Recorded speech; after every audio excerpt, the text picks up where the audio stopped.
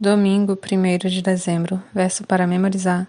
Ninguém jamais viu Deus, o Deus unigênito que está junto do Pai, é quem o revelou. João 1,18. Eu lhes dei o exemplo. O discurso de despedida de Jesus traz instruções aos discípulos a respeito do futuro. Seu padrão literário é semelhante à despedida de Moisés em Deuteronômio, a bênção de Jacó aos seus filhos e as instruções de Davi a Salomão. Jesus confortou os discípulos em relação à sua partida e prometeu um substituto que o representaria, o Espírito Santo. Além disso, predisse que os discípulos enfrentariam tristeza e os exortou a permanecer fiéis. Pergunta 1. Leia João 13, 1-20. O que aconteceu naquele momento e por que essa história é tão importante? Que lições Jesus procurou ensinar? Antes da festa da Páscoa, Jesus sabia que havia chegado sua hora de deixar este mundo e voltar para o Pai. Ele tinha amado seus discípulos durante seu ministério na terra e os amou até o fim. Estava na hora do jantar e o diabo já havia instigado Judas, filho de Simão Iscariotes, a trair Jesus. Jesus sabia que o Pai lhe dera autoridade sobre todas as coisas e que viera de Deus e voltaria para Deus. Assim levantou-se da mesa, tirou a capa e enrolou uma toalha na cintura. Depois derramou água na bacia e começou a lavar os pés de seus discípulos, enxugando-os com a toalha que estava em sua cintura. Quando Jesus chegou a Simão Pedro, este lhe disse: O Senhor vai lavar os meus pés? Jesus respondeu: Você não entende agora o que estou fazendo, mas algum dia entenderá. Lavar os meus pés? De jeito nenhum, protestou Pedro. Jesus respondeu: Se eu não lavar, você não terá comunhão comigo. Simão Pedro exclamou: Senhor, então lave também minhas mãos e minha cabeça, e não somente os pés. Jesus respondeu: A pessoa que tomou o banho completo só precisa lavar os pés para ficar totalmente limpa. E vocês estão limpos, mas nem todos. Pois Jesus sabia quem o trairia. Foi a isso que se referiu quando disse: Nem todos vocês estão limpos. Depois de lavar os pés deles, Jesus vestiu a capa novamente, retornou ao seu lugar e perguntou: Vocês entendem o que fiz?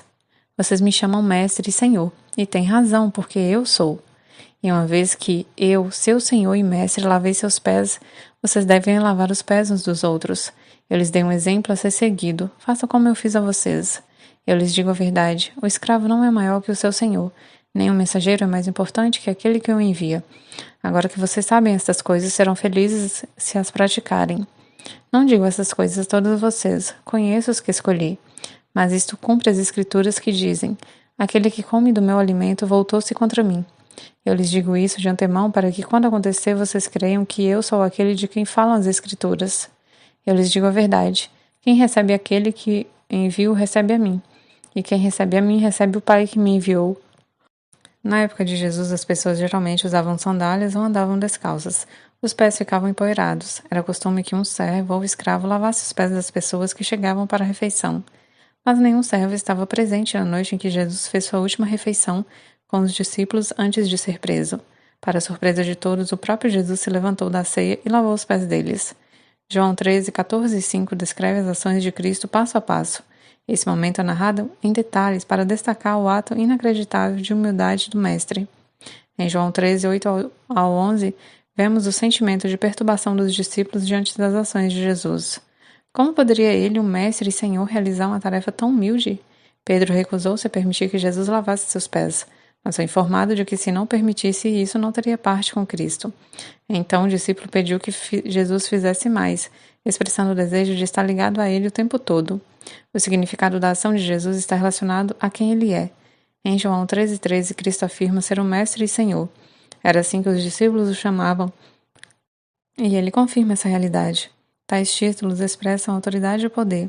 No entanto, Jesus ensina que poder e autoridade devem ser usados para o serviço e não para o engrandecimento próprio. Seguindo o exemplo de Jesus, realizamos o lava-pés como serviço preparatório para a ceia do Senhor, e por seu significado, esse serviço também é chamado de ordenança da humildade.